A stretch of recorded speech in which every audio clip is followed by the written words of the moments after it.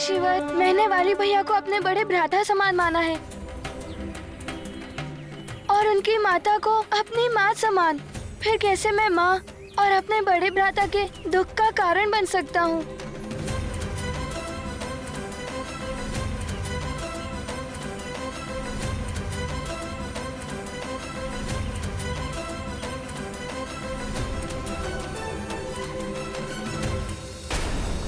तुम कोई साधारण बालक नहीं हो सकते। कौन हो तुम वत्स? भगवान विष्णु के इस राम अवतार के साथ साथ मेरा अंश इस वानर कुल में उत्तम वानर हनुमान बनकर जन्म लेगा।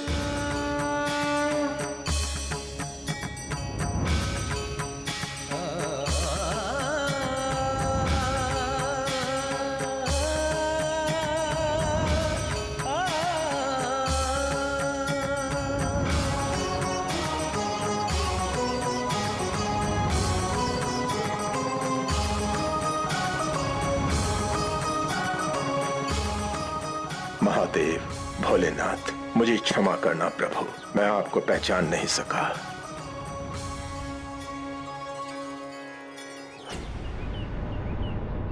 ये मैं क्या करने जा रहा था? और ये जल?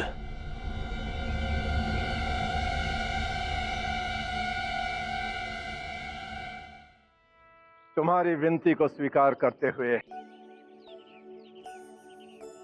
मैं रावण और वाली को दुष्कर्म त्यागने का एक अवसर देता हूं।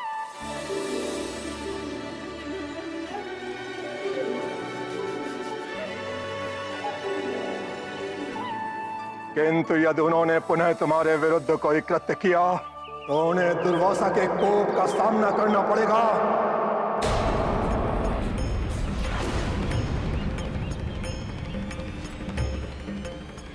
मैं वचन देती हूँ ऋषिवर,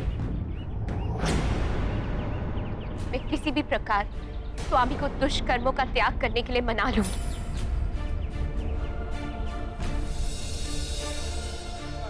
स्मरण रहे, रावण को जीवन दान हनुमान की विनती से प्राप्त हुआ है।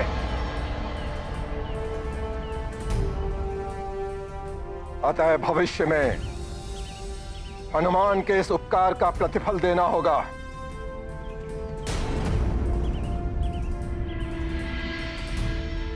मैं भविष्य में हनुमान को कभी भी इस उपकार का प्रतिफल देने का वचन दूंगी। देवी मंदोदरी का यही वचन भविष्य में बहुत उपयोगी सिद्ध होगा।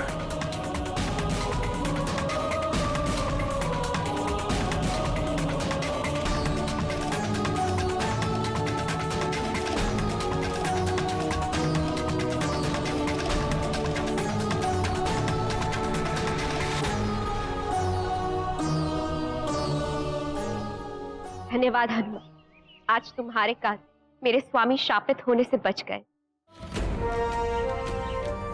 मुझे आज्ञा दीजिए ऋषि।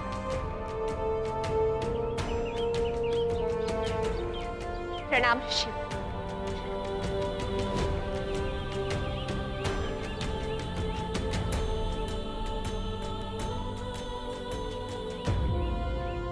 ऋषिवर, आपने वाली भैया को क्षमा करके मुझ पर बहुत बड़ा उपकार किया है। आपको कोटि कोटि धन्यवाद।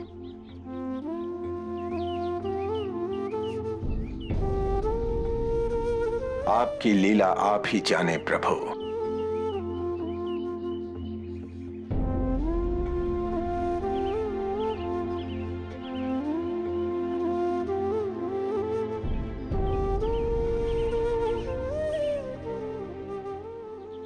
ये क्या? मैं हनुमान के ललाट पे ये क्या देख रहा हूँ? ये नवग्रहों की स्थिति हनुमान के भविष्य की ओर कुछ विशेष इंगित कर रही है।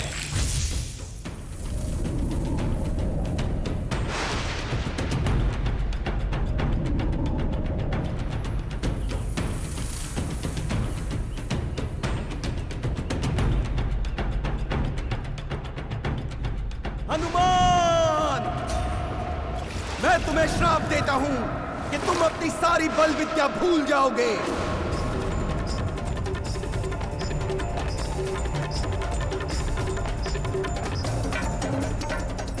हनुमान की तो नियत ही है शापित होना, माध्यम भले ही वाली और रावण हो या कोई अन्य।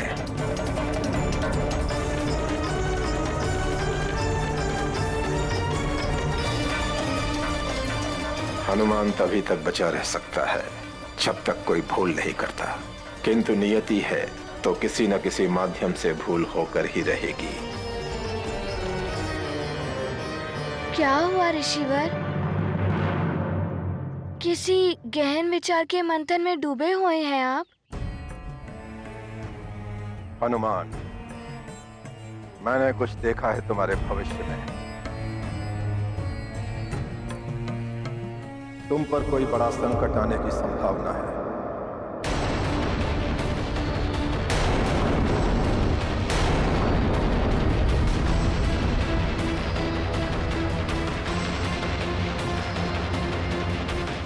अतः तुम्हें सावधान रहना होगा। न जाने मेरे पुत्र हनुमान को कब संकटों से मुक्ति मिलेगी और ये अन्य बालकों की भांति जीवन जी सकेगा। ऋषिवर, सबसे बड़ी शक्ति माता पिता का आशीर्वाद ही होता है। मेरी माँ, पिताश्री एवं गुरुजनों का आशीर्वाद साथ रहे तो किसी भी संकट से भयभीत होने की कोई आवश्यकता नहीं।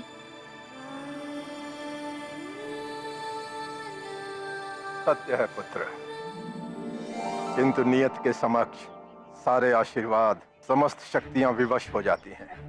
अतः सावधान रहना कि तुमसे कोई भूल ना हो। उचित है ऋषिवर, मैं सावधान रहूंगा कि मुझसे भूल से भी कोई भूल ना हो।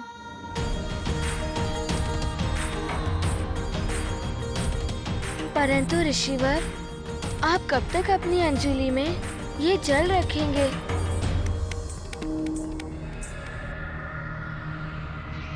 हनुमान, ये जल श्राप के लिए अभिमंत्रित हो चुका है पुत्र। इसे यूं ही कहीं पर भी गिरा नहीं सकते, क्योंकि यह जल जहां भी गिरेगा वहां अनिष्ट होगा।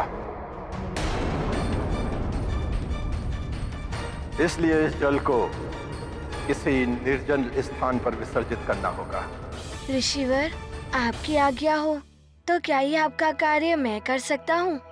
ठीक है हनुमान, इस कार्य को तुम ही करो।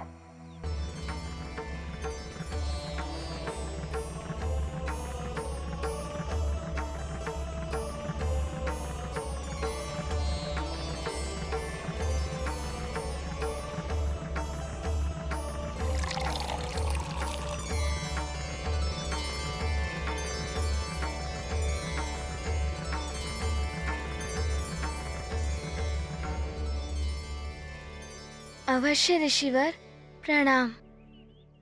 कल्याण हो। ये शाश्वत सत्य है कि जिसका जन्म हुआ है एक दिन उसकी मृत्यु भी निश्चित है, किंतु फिर भी मृत्यु कोई नहीं चाहता। रावण को भी मृत्यु का भय था, इसीलिए हनुमान के जन्म से ही उसने हनुमान को मारने के षड्यंत्र रचने आरंभ कर दिए थे। किंतु ऋषि दुर्वासा की चेतावनी के पश्चात रावण ये समझ गया था कि यदि अब उसने हनुमान के विरुद्ध कुछ किया तो उसे ऋषि दुर्वासा के कोप का सामना करना होगा। किंतु उसकी अमर होने की इच्छा अब भी बलवती थी, और अमर होने का एक साधन है अमृत की प्राप्ति। अतः पत्नी मंदोदरी, माता कैकसी एवं पिता विश्रवा के समझाने पर उसने अमृत प्राप्ति के लिए तप करने का निश्चय करके वन की ओर प्रस्थान किया। किंतु द्वारकाधीश, वाली का क्या हुआ? क्या किया उसने? महाहठी वाली जब स्थिति की गंभीरता को ना समझकर अपनी हठ पर अड़ा रहा तो स्वयं उसकी माता उसे श्राप देने को तत्पर हो उठी। किंतु स्वामी, माँ तो सदैव अपने पुत्र का हित चाहती है, फिर वो कैसे अपने पुत्र को श्राप दे सकती है? आपका कथन सत्य है प्रिय, किंतु दुष्प्रवृत्ति वाला मनुष्य जब प्रेम से ना माने तो भय उत्पन्न करके उसे रोकना ही श्रेयस्कर होता है। वही वाली की मां ने भी किया।